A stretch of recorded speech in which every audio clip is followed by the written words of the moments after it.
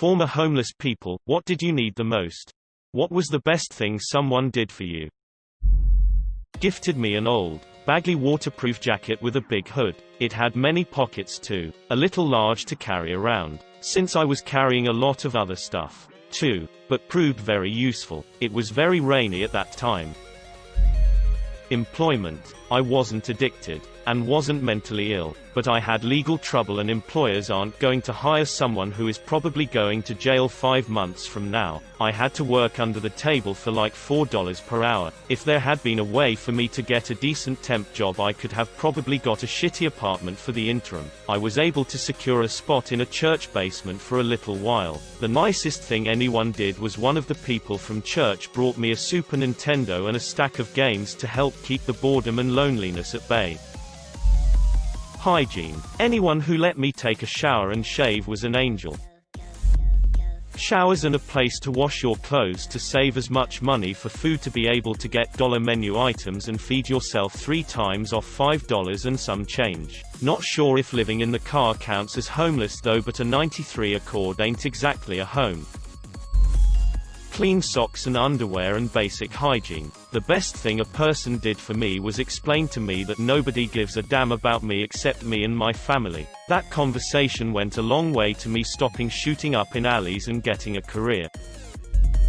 My wife was homeless as a teenager. On Friday afternoons, a businessman would walk up to her and ask her if she was hungry. She would say yes, and he would take her into the restaurant on the corner. She never felt any danger with him, and she has had to cut somebody badly before. He was just some dude offering her a meal. He would let her get anything in the menu. He would sit and read the paper and drink a cup of coffee. There was never any conversation. When he was finished, he would pay the bill and leave. There was never any exchange of words other than "you hungry?" and "have what you want?" and "have a good afternoon." This happened multiple times. She never felt like a project to him. She never felt less than him. She never felt in danger. He was just a guy who saw a dirty girl on the street who needed to eat. She has since gotten her GED, graduated from a trade school with a fitness degree, and now has earned her MBA with honors. She is an amazing woman and an amazing mother. The one wish she has is that she can run into the businessman who bought her lunches and thank him.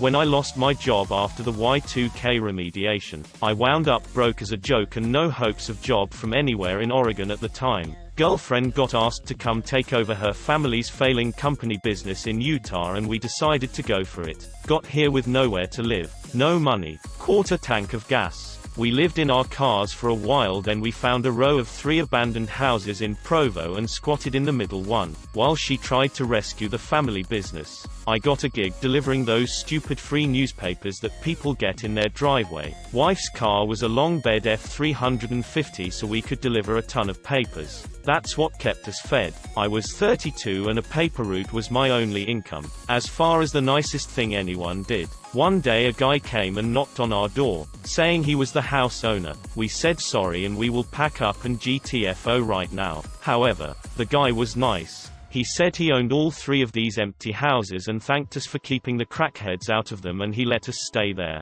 He even turned the power on for us. 6 months after that I wound up getting a job at eBay, and it was onward and upward from there. So really all we needed was a chance. We got it. I was homeless with a dog, so that made everything a lot more difficult. Just finding enough food and water for us both to survive. When I was first homeless it would get pretty cold at night and it was hard to keep blankets because when it rained and they got wet it took forever for them to dry again. Me and my dog would huddle together under a tarp just shivering. This is the best spot we had. Lived at an abandoned tire shop.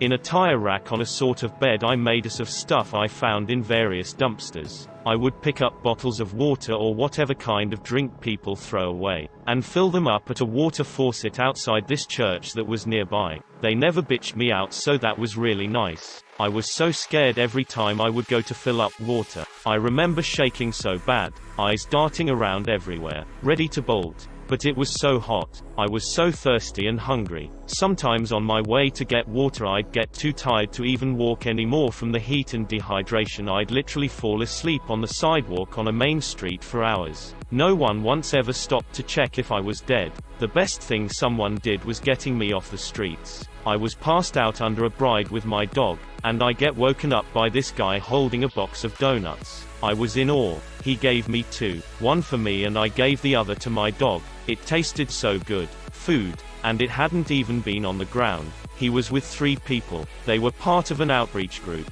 They got me into a shelter. With my dog. That day, I was just crying. So happy. So thankful. I was barely surviving. Definitely letting me shower. Giving me new sharp clippers for my toenails from constantly wearing boots and not having clippers. Your nails get really long and start to become really painful. Giving me bags of food for my dog. Letting me bathe my dog. Fresh socks and underwear. Doggy sweaters or rain jackets for my dog. Pretty much hygiene for myself. Food and treats and warmth for dog face.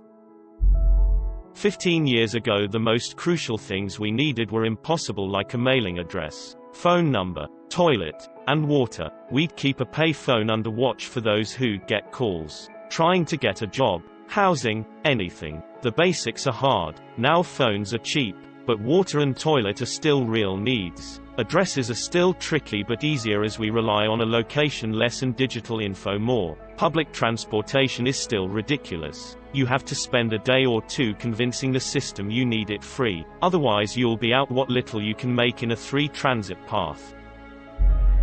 Currently homeless. The one that struck me the most. I was sleeping in my car in the back of a parking lot about a week after I lost my place. About 6:30 a.m. security knocks on my window. "Sorry, lady, I can't let you stay here," the usual. I apologized and told him I'd be out of his hair in a few minutes. So I got up and was packing my blanket and pillow into the trunk when he came back and handed me $5. Told me to go get a coffee. I pride myself on the fact that I'm working, not begging. He's the only person who has handed me money. It was one of the most touching things that has ever happened to me. I sat in my car and ugly cried for about 10 minutes. Then went and got myself that coffee. The biggest thing someone did for me, however, was a complete stranger covering the cost of my storage unit for a month.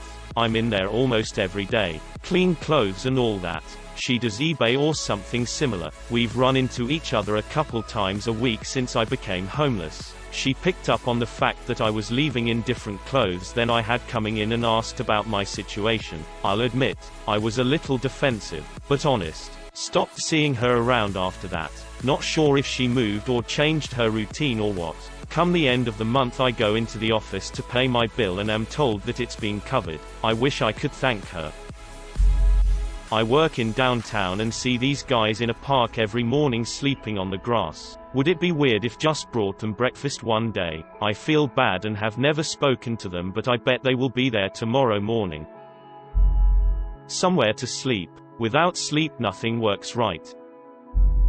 I was a street kid. From 13 to 18 I coasted around on my own. As you can imagine it was a pretty rough ride. I don't remember an awful lot of it, but a few people stand out even now. I think the only thing they have in common is that they saw me. It's amazing how invisible you feel on the street. People steer their children away from you, avert their gaze, pretend you're invisible. It gets to you. I vividly remember this one woman, immaculately dressed. Gorgeous Eastern European woman, around 40. I was panhandling and she walked right up to me and asked me to eat with her. We sat on a patio smoking cigarettes, snacking, drinking coffee. She asked me questions about myself like she really cared, and she listened. Didn't offer miracle solutions or pity, just fed me lunch and listened. I remember her face 15 years later. It's why now, in my reincarnation as a soccer mom, I teach my children to always acknowledge when it's safe to do so. You don't always need to give, but a smile, or a "how are you?" goes an incredibly long way. For me it was socks. Shoes too, but the simplest thing of socks made me feel better about myself. When it was cold I could pull out a pair or 4 to use on my feet or hands.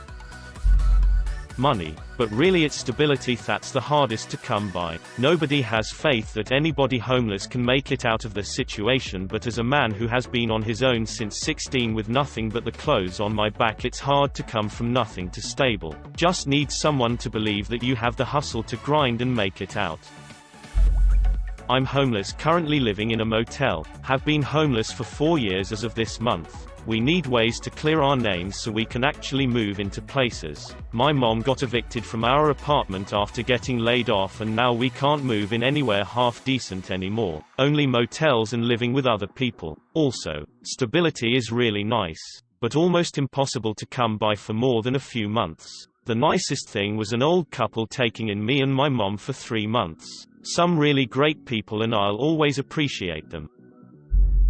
Still homeless but not on the streets. What do I need the most? A job. What's the best thing someone's done for me? Paid my vet bills and dog meds. Showers and laundry facilities.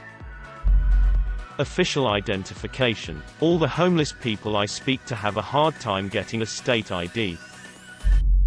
There's a guy who I see every time I am leaving my gym. He's got a shopping cart and all his possessions, including a little dog. He holds a sign that says anything helps. My dog and I appreciate it. I bought a box of dog biscuits yesterday when I was getting my own cat food, and I plan to give it to him today after my workout. This thread convinced me to add a $5 to it. Even if I am a sucker BC, he's got a dog with him, that's okay. Seeing anyone homeless or struggling with pets gets to me hard. I recently ran into someone living in her car with her dog on their last box of cereal to share with no gas. Stranded 200 miles away from a job waiting for her. All she needed was a tank of gas to get to the job destination. I gave her a total of $25 to get herself and the dog some food if she could manage to get somewhere to get it. She managed to gather the remaining $10 she needed to get enough gas to get to her destination. She was so grateful and said her dog was very happy with a full belly, finally able to get some sleep. She has a job now, and I was one of the 2 only people willing to help her. Her and her dog are on the road as truck drivers. Living T up. That dog has a loving owner, and I got the biggest satisfaction ever knowing I helped just a little. The next business day, I overdrafted by exactly $25. But I didn't regret it one bit. A small hiccup for me meant a woman and her dog got the tiny push to start over. A place to sleep and shower. You'd be amazed how much you'd value a good night's sleep on a couch or a bed, then in the morning having a shower. A close second to those was actually someone taking my situation seriously and helped me through it. My situation was an odd one. I was considered too unstable mentally to hold down a job, yet I still had to work because while I was considered by doctors and mental health professionals to be unstable, by my country's up sense of what poverty isn't, I couldn't claim any benefits. It didn't help that the one benefit I was entitled to was withheld from me by a vindictive housing officer, and my abusive mother would steal most my money I got. I can only speak about my homeless experience, but I had a point where I was at the lowest point, and it took 2 suicide attempts to actually get any help for my issue. I was homeless at 14 in New York City. The thing I needed most was to be able to see the finish line, to know when this would come to an end. The feeling was like being put in prison without committing a crime and not being told your release date, so you couldn't even count the days. A desolation so dark that it all but drained the life from me. I'm 60 years old now, and that feeling still comes back to me. At times I feel like I'm still on the street.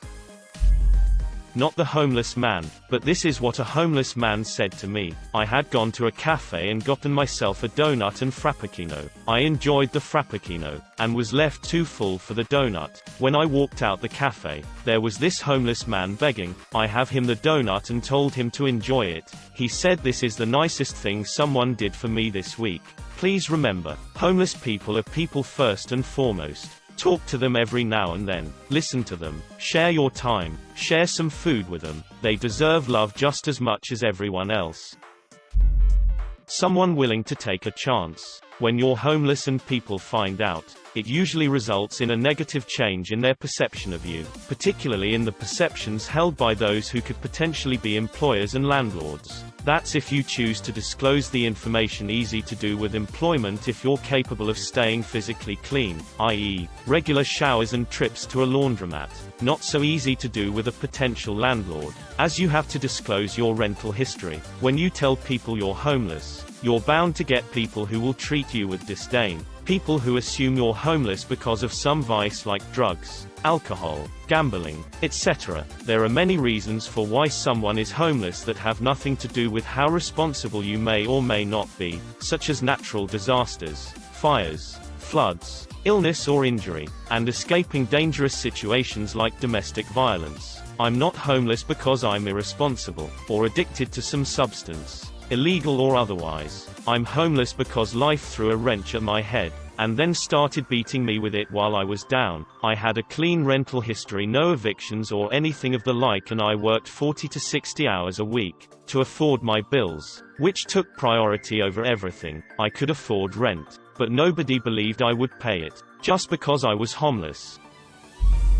My buddy was homeless, and from our experience I would say a place to stay, shower, wash clothes, and some structure. I took him in for as long as he needed rent-free under the condition that he gets through school and gets a job. Now he is a drafter, designer, has his own place and a nice car. I'm so proud of him and glad that I opened my door to him when everyone else had shut him out.